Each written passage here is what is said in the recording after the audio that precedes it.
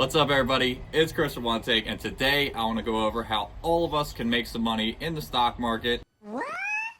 I know it makes no sense. We just started a recession, but honestly, that's the perfect time to invest your money because that's when things are the cheapest. So I'll show you everything that I'm looking at, and I'll show you how you guys can capitalize on this opportunity. The first thing that we need to recognize is that after every bear market has come a bull market for all of time. If we look back, you'll see that if you invested your money right at the exit of a bear market, not even the bottom of a bear market, the average return on your investment is 121%. So by that logic, if you invested $100, you would leave with $220. If you invested $1,000, you'd leave with $2,200.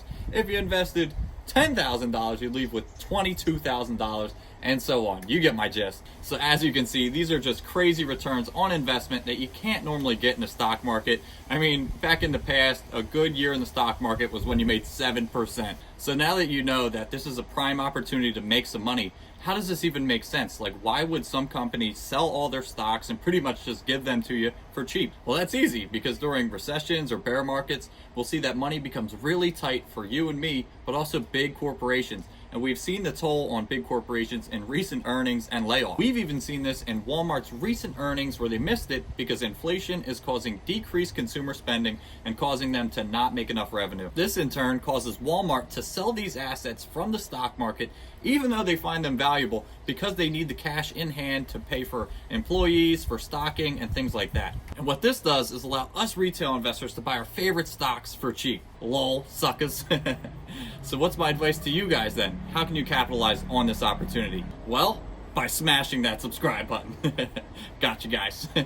Please remember to like, comment, and subscribe. I really appreciate you guys. But enough of me, let's get back to it. So my advice to most of you is the golden rule, and what that is to DCA in to your positions, which is dollar cost average. And what that means is you're gonna buy at a fixed schedule, whether that be weekly or monthly, you're gonna buy regardless of price. And what this does is allow you to have a solid average price for whatever asset you were buying. And what that means is you didn't miss the bottom because you were scooping some up the whole time. If you hit the peak, it doesn't matter because you know it's gonna come down at some point and you're gonna buy it then too.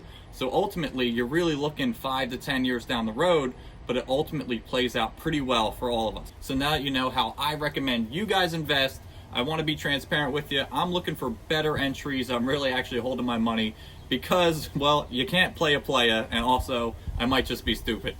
Seriously though, I recommended DCAing into your positions because ultimately it's one of the safest ways to invest. And honestly, with me waiting and waiting, I could totally miss the dip and just let this pass me by. But if you want to learn more and see some of the things that I'm looking at, check out this video right here. It goes more in detail as to why I think we're going to have one more dip. But regardless, if you're thinking now, okay, the market can offer me gains and I should probably DCA in, what should I buy then? Well, for experienced investors, you could buy whatever you like, really whatever you want to be part owner of.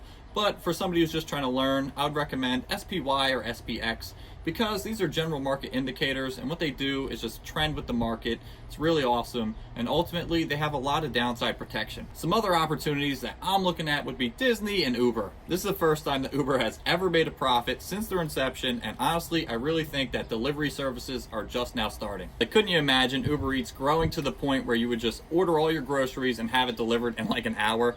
I honestly can see that, and that's really why I think Uber would do good long term. Secondly, let's talk about Disney. They went like super counterculture and it like crashed their stock price, but ultimately that pushed the price down, and now they're still growing to the point where Disney Plus is bigger than Netflix. So you have this combination of where the price is down, but they're really growing. So to me, that's a perfect storm to make some money, and that's why I think it's a pretty good buy. So that's just some of the stocks that I'm looking at that I think will do good long term, but I'd love to hear from you guys. What stocks do you think are going to go up? What stocks do you think are going to crash? I'd really just love to hear from you. And also, everything that I just said was not financial advice.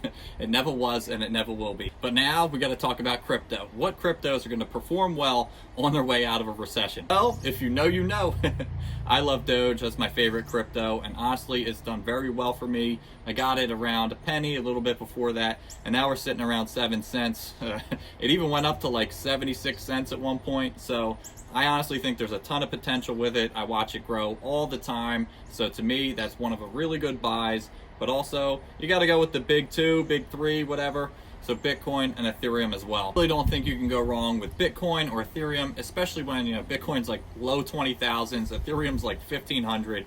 So together they're really, really cheap right now, down like 80%.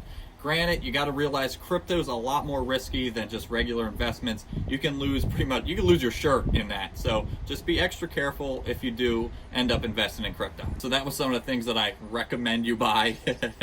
But here's some of the things that I don't recommend you buy during a stock market crash. And that would be dividend stocks. I know a lot of people love these, I do too, but during a stock market crash, they really don't have as much potential as other companies for those capital gains.